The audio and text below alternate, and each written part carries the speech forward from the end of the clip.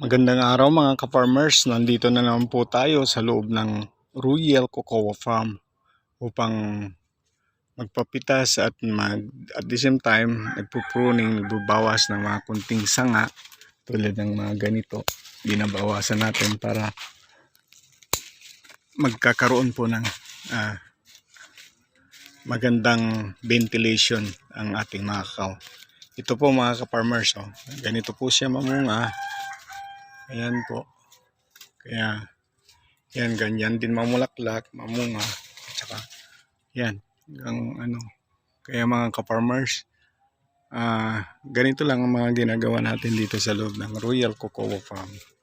Kaya mga ka-farmers, ito po yung mga kakao natin. Parang ito yung mga magagandang variety na trees. Talagang mula sa puno hanggang taas is may mga bunga. Kaya lang medyo kapipitas lang kasi nagpapitas po tayo ngayon araw. Nandun na po sa garahe yung napitas nila. At ito lang po ang ginagawa ko, nagpapaiwan ako kasi nagbabawas ako ng mga sanga ng mga kakao po natin. Parang ganito, ito medyo inaalis natin to. Mga ganyan. Ito. Ayan, ganyan para mga ganito po. Ayan. Ito.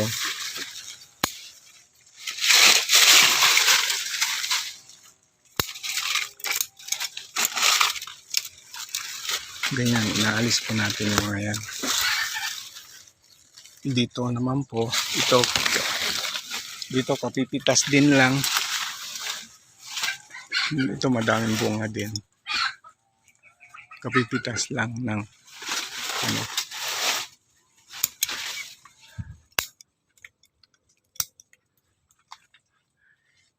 yan po yung mga bunga dito po.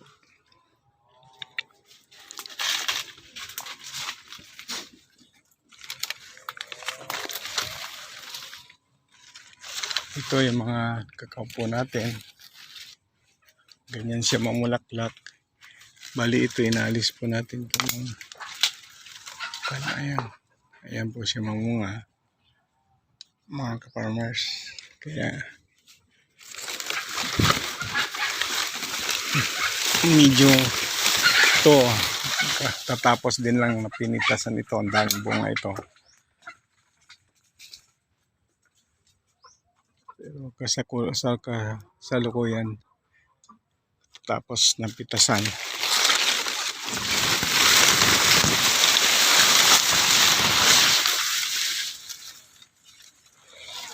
Ito po. Ayan.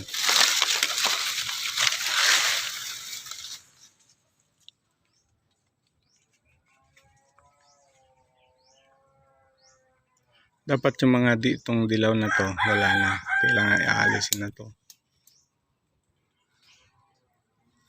Tsaka yung mga itim na bunga na to. Yan. Ganyan po.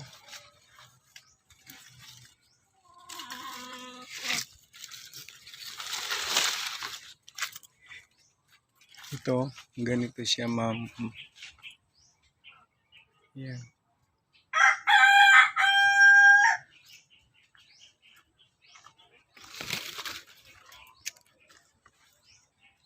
Ito po. Kaya mga farmers, ganito lang po ang mga natin dito sa loob ng Royal Cocoa Farm. Mga ka-farmers, paki-likes po and subscribe po ang itong vlog natin. Pero sa susunod siguro magpapakita tayo kung paano gumawa ng tableya o tsokolate. Maraming salamat po.